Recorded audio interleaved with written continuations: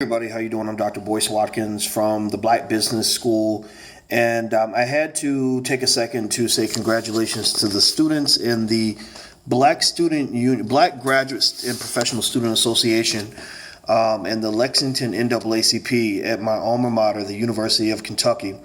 It appears that the students have written an open letter to the university asking them to create an environment that truly promotes equality, equity, inclusion, and diversity at the University of Kentucky.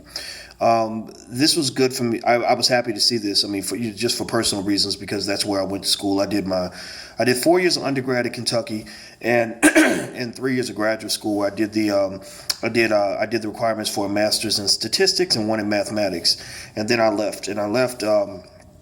Mainly because I just kind of wanted an environment that was a little more stimulating intellectually in terms of understanding the importance of high achievement, as well as courageous action on the part of Black people.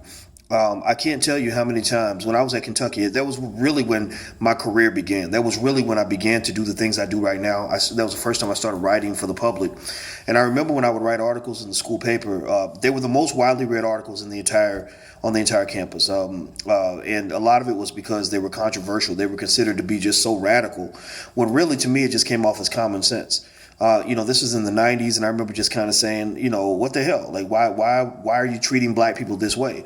This is wrong. There was a Black woman who actually somebody put a knife to her throat over an article that I wrote because she supported what I said. And the university, because they had their Negroes on the basketball court, tried to cover it up. They didn't want anybody to know that this young Black woman, her name was Tanya Clay, they never wanted to know that this woman had been attacked in a racially motivated incident, because they wanted to always pretend that everything was just hunky-dory and perfect and wonderful on that campus, when it wasn't. And and so I remember being extremely frustrated with that campus, not just with the white people, but really with a lot of the Black people too. Kentucky, to me, like a lot of southern states, just that plantation kind of infrastructure, it continues to exist to this day, where you have Black people that are given positions of power right next to power, even more powerful white people, but the condition of them having their position is that they don't use their power to help other Black people, that they use their power to promote the agenda of white supremacy. So you'll see that when you see high-ranking Black administrators, high-ranking Black scholars. In fact, I remember when we did actually protest on behalf of this young lady who was almost killed. I remember that we couldn't get a lot of the Black professors to stand with us, especially not the Black men. The Black men were afraid. The Black men were thinking about their careers. They were off just kind of doing whatever. And I just said, this is pathetic. I mean, this is truly, truly pathetic. And so what I really see now is that it looks like there are some students, at least, that are waking up, that are catching on to the trend. There are a lot of campuses across the country where this is going on. And if you're on a campus, or if you're connected to a campus, I encourage you to really look at that campus and think about, if you're going to be in these institutions, at least try your best to force their hand to create something that makes sense. Personally, I just chose to leave it all behind. I was at Syracuse for 13 years. Now I run my own stuff, and I'm very happy about that. And just for the record, I was never happier than I was when I became my own boss. That's really the greatest way to kind of get away from a lot of this stupidity. But if you're in that environment, then go ahead and pick that fight. You have every right. The truth is on your side. The thing is, the only question is, are you strong enough to make them actually acknowledge the truth? Or are they strong enough to force you to continue to live a lie?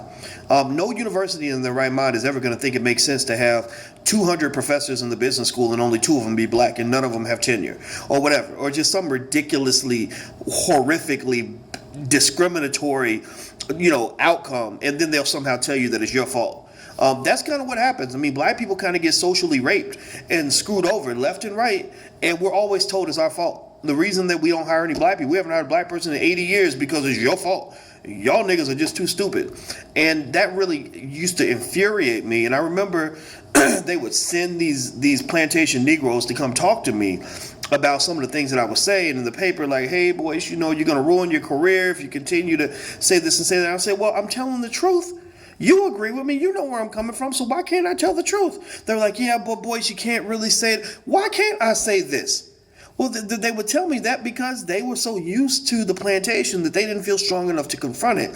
So personally, I found my own way to deal with that, and other people deal with it in whatever way they feel best about it. But I will say this: I hope that the students fight. I hope that they look at the diversity numbers. I mean, really count how many professors you have that are black, but not just how many professors. Remember, universities will hire adjuncts and assistant professors to boost up their numbers. Look at how many professors actually have tenure, because those are the only ones that they've really made an investment in. Look at the budgets of the Black Student Union compared to other white organizations. Look at Fraternity Row. Look at the fact that these white fraternities got these big old mansions, and the black fraternities and sororities, they're living in shacks. Look at the curriculum. Look at what students are forced to take versus what classes are considered optional. All these are symptoms of white supremacy because they are part of a legacy of historic racial discrimination. And if a university isn't willing to address that past in order to create a better future, then nothing's really going to change. There are lots of problems that existed when I was actually a freshman in college that still existed when my goddaughter went to that school many years later. So it's not just University of Kentucky. I do consider that school to be the state really is still the ultimate plantation relative to the rest of the country. But people, the world will change as much as we demand it. People will respond to us as much as we fight to get their response. People will respond to us in whatever way that we respond to them, and the way we project the necessity and the importance of our needs on the community. If we don't speak up for ourselves, then nobody's going to do it for us. Remaining quiet is not the way to get it done. Sitting on the side and hoping for the best is not the way to get it done. You got to stand up. You got to make a sacrifice. And if you're too scared to make a sacrifice, then you're pretty much going to get whatever people decide to give you. So I wish the students the best, and I hope students on other campuses continue that trend of just reshaping the way these campuses are run. It's long overdue. This is the great opportunity. This is really a great time to be black right now. I think this is the era where we finally make those changes that people are talking about in 50 years. So keep it moving. Civil rights movement 2.0. That's what we're in the middle of. Keep pushing. Last thing I want to tell you guys, in case you're in Atlanta or near Atlanta, I'm actually going to appear Thursday night, February 18th at 7 o'clock p.m. at the Return to Royalty Banquet Hall for the first step of my Black Economic Empowerment Tour. And it's going to be awesome. So you can buy tickets at drboyceatlanta.eventbrite.com. That's drboyceatlanta.eventbrite.com. That's Bright is spelled Brite. So go buy your tickets in advance. Come out. It's going to be on. We're going to kill it. It's going to be amazing. When you walk out of there, your life will be different. I guarantee it. Anyway, take care. Love you guys. Peace.